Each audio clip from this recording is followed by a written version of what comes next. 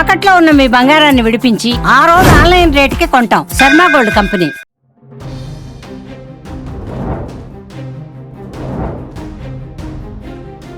నేను ఏ class room లో కూడా నేను ఎప్పుడు పిల్లల యొక్క సబ్జెక్ట్ రీల్స్ తప్ప ప్రమాణ పూర్తి చెప్తున్నాను. వేలలో లైకులు, వందల్లో కామెంట్లు, మరోవైపు కన్నీటి చుక్కలు, అధికారుల సస్పెన్షన్ వేటు. ఈ రెండు దృశ్యాల మధ్య ఉన్నది ఒకే ఒక్క వ్యక్తి. ఆమె పేరు గౌతమి.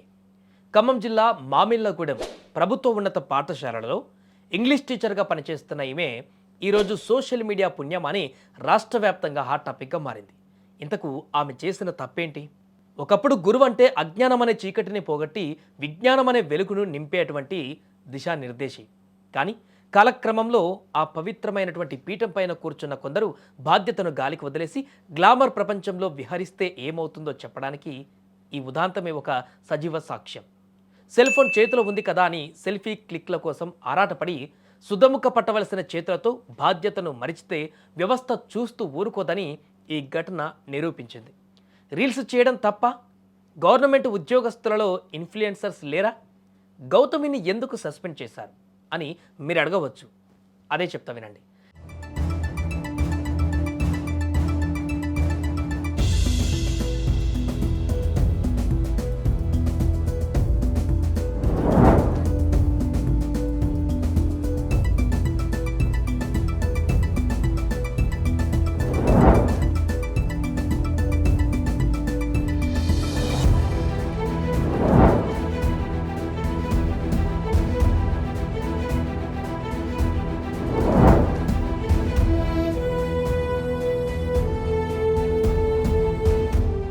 ఇక్కడ మనం ఒక విషయాన్ని లోతుగా చర్చించుకోవాలి.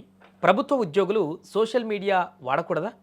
ఇన్ఫ్లుయెన్సర్లుగా మారకూడదా అంటే ఖచ్చితంగా మారొచ్చు, వాడచ్చు. దానికి అభ్యంతరం లేదు. ఎంతోమంది పోలీసులు సైబర్ నేరగాళ్ల గురించి అవగాహన కల్పిస్తున్నారు. కలెక్టర్లు ప్రభుత్వ పథకాలను ప్రజల్లోకి తీసుకువెళ్తున్నారు సోషల్ మీడియా ప్లాట్ఫామ్లోనే. వారు కూడా ఇన్ఫ్లుయెన్సర్లే, కానీ వారు తమ వృత్తి గౌరవాన్ని ఎక్కడా తగ్గించడం లేదు. కానీ ఈ గౌతమి విషయంలో పరిస్థితి పూర్తిగా భిన్నం. ఈమె ఎంచుకున్నది సామాన్యమైన ఉద్యోగం కాదు, ఉపాధ్యాయ వృత్తి. క్లాస్ రూమ్ అంటే పిల్లల భవిష్యత్తును తీర్చిదిద్దే కర్మాగారం. పాఠాలు చెప్పవలసిన ఆమె పిల్లలకు ఆదర్శంగా ఉండవలసిన చోట స్టైలిష్ ఫోర్జులతో రీల్స్ చేయడం ఏంటి?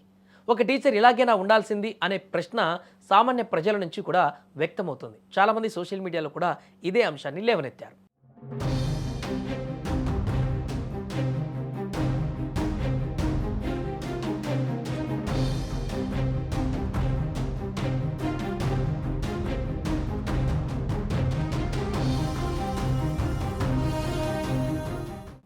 గౌతమి చేసిన అసలు తప్పు కేవలం రీల్స్ చేయడమే కాదు, అది మించినటువంటి వృత్తి ద్రోహం ఇక్కడ కనిపిస్తుంది.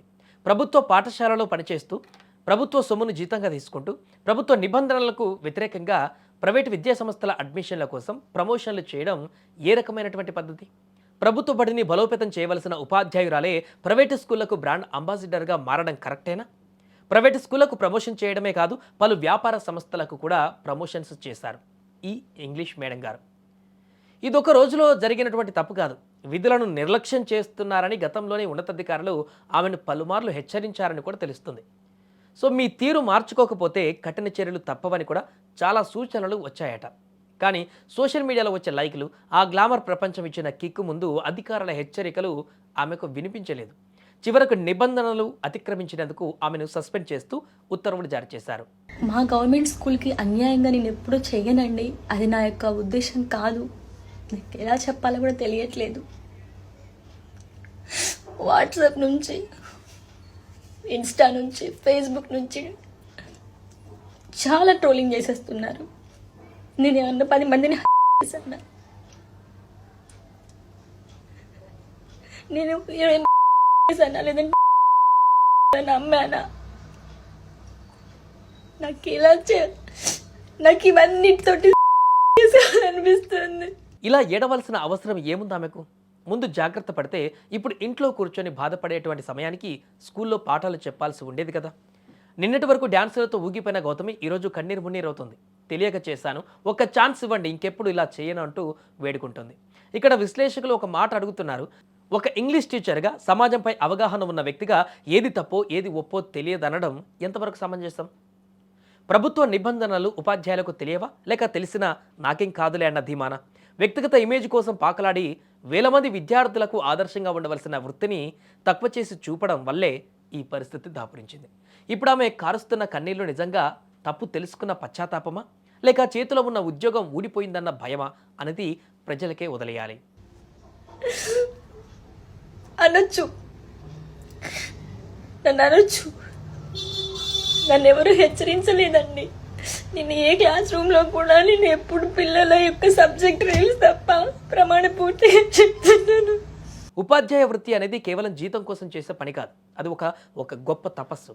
ఎంతోమంది నిరుద్యోగుల కళ ఒక టీచర్ ఉద్యోగం. అటువంటి పవిత్రమైన సీట్లో కూర్చొని బాధ్యత మరిచి ప్రవర్తిస్తే కాలం ఇలాగే బుద్ధి చెబుతుంది అంటున్నారు. గౌతమి ఉదాంతం కేవలం ఆమెకు మాత్రమే కాదు, సోషల్ మీడియాను ఎక్కువగా వాడుతూ వృత్తి ధర్మాన్ని విస్మరిస్తున్న ప్రతి ప్రభుత్వ ఉద్యోగి కూడా ఒక గట్టి హెచ్చరికగా మారింది.